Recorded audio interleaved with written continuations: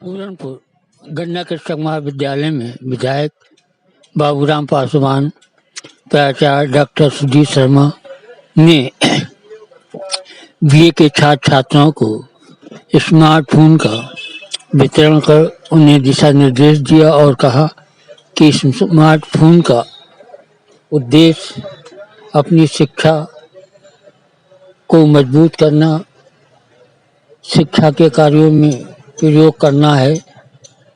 इस स्मार्टफोन को ऐसी तकनीक से जोड़ा गया है जिससे छात्र छात्राएं इस स्मार्टफोन को बिक्री न कर सकें। इस संबंध में विधायक और प्राचार्य ने प्रदेश सरकार द्वारा छात्र छात्राओं को संबोधित भी किया। स्मार्टफोन का वितरण किया गया। इस मुबारक मौके पर क्या आप छात्र छात्राओं को क्या दिशा निर्देश देना चाहते हैं? देखिए, प्रति वर्ष स्मार्टफोन उत्तर प्रदेश सरकार द्वारा बांटा जा रहा, माननीय योगी आदित्यनाथ, और विद्यार्थियों को ही नहीं। आपने देखा होगा आंगनबाड़ियों को, आशा बहुओं को भी स्मार्ट बोर्ड दिए, और जो बीए पास हुई हैं छात्राएं बच्चे, उनको इस बार दिया गया, इससे पहले भी दिया गया, मैंने यही बांटा था। तो निरंतर ही सरकार का प्रयास है, सबका साथ सबका प्रयास। उसमें जो लोग सरकारी संस्थाओं या इसमें जो बच्चे पढ़ते हैं, जो बच्चे घर से बहुत ज्यादा संपन्न हैं, वो अपने आप ले लेते हैं, लेकिन सरकार की नीति है कि जितने भी बच्चे पढ़ते हैं, जिस नीचे स्तर के भी आते हैं विद्यालयों में पढ़ने, उनको समान शिक्षा का अधिकार दिया गया कि उनको भी समानता आए और लोगों को, उनके बच्चों को सर्वांगीण विकास के लिए और उनको टेक्निकल शिक्षा जोड़ने के लिए ये महत्वपूर्ण है। जैसे कई अभी आपदा आई थी कोरोना काल में, जो बच्चों के पास स्मार्टफोन थे उनको वहाँ शिक्षा ग्रहण करने में कोई परेशानी नहीं। ऑनलाइन, अब ऑनलाइन ऑफलाइन में ये बहुत जरूरी है। तो इसलिए माननीय योगी आदित्यनाथ जी ने ये व्यवस्था की है और ये व्यवस्था पूरे प्रदेश में लागू है। मैं हृदय से धन्यवाद देना चाहता हूँ माननीय योगी आदित्यनाथ जी को, जो बच्चों के प्रति, क्या पूरे समाज, जिस आम जनमानस के प्रति, उनके विकास के लिए, उनके कल्याण के लिए कल्याणकारी योजनाओं का जो वहां से चालू करना और उनको तक पहुंचाना, ये हमारी भारतीय जनता पार्टी की देन है। Thank you sir. 24 निकट आ रहा है, आज आपके स्कूल में स्मार्टफोन वितरण किया जा रहा है। किस योजना के अंतर्गत इसका क्या उद्देश्य और कितनी संख्या है और किन किन छात्रों को दिए जाते हैं? उत्तर प्रदेश सरकार के माननीय मुख्यमंत्री योगी आदित्यनाथ जी के द्वारा छात्रों में तकनीकी शिक्षा के प्रति जागरूकता लाने एवं कोरोना काल में जिस समय विषम परिस्थिति उत्पन्न हुई थी और ऑनलाइन कक्षाएं संचालित की गई, तो सरकार ने देखा कि एक छात्रों के सामने धर्म संकट था। जिनके पास स्मार्टफोन नहीं थे वो उन ऑनलाइन कक्षाओं से वंचित रह गए थे, और उस समय हमारी सरकार ने ये निर्णय लिया कि जो छात्र है उसको हम किस तरह से आज की टेक्नोलॉजी से जोड़ पाए, इस उद्देश्य से उनको मोबाइल फोन देने का निर्णय लिया।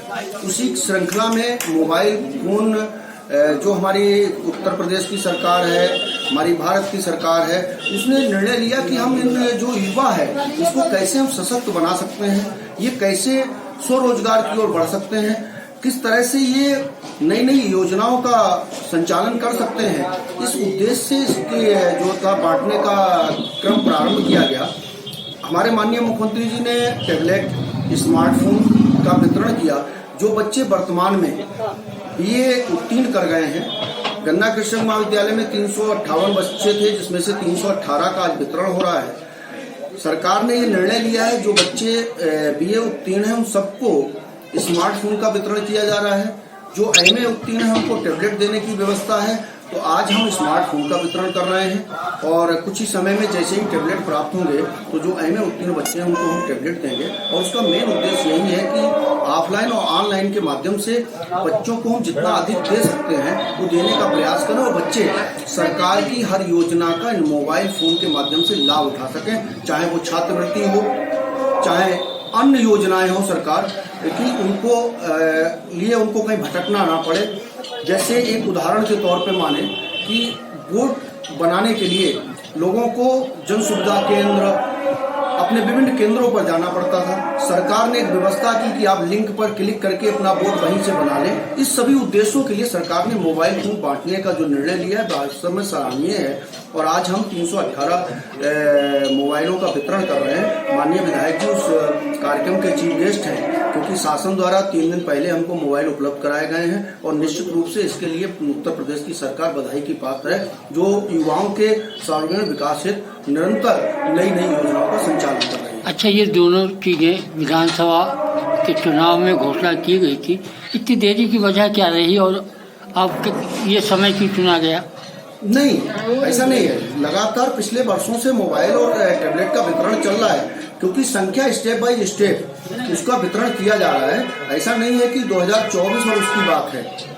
सरकार का निर्णय है जैसे जैसे शिक्षण संस्थानों को उसको उपलब्ध कराया जा रहा है। निरंतर छात्रों को, जिन छात्रों के लिए घोषणा की गई थी, ये बच्चे उत्तीर्ण होते गए, उसके बाद भी उनको जो सरकार की घोषणा उनसे वंचित नहीं किया गया है और उनको बाकायदा स्मार्टफोन और टैबलेट का वितरण किया जा रहा है। अच्छा, ये स्मार्टफोन का जो वितरण किया जा रहा है, ये बच्चे शिक्षा के लिए प्रयोग करेंगे या अपने निजी कार्य में कोई निर्देश दिया जाएगा इनको? नहीं, ये तो बच्चों को शिक्षा के उद्देश्य से दिया जा रहा है और प्रयास इसमें यह है कि बच्चे उसको शिक्षा के ही उसमें प्रयोग करें, क्योंकि इसमें इसीलिए स्कैनर लगाया गया है। ये मोबाइल को बेच नहीं सकते हैं।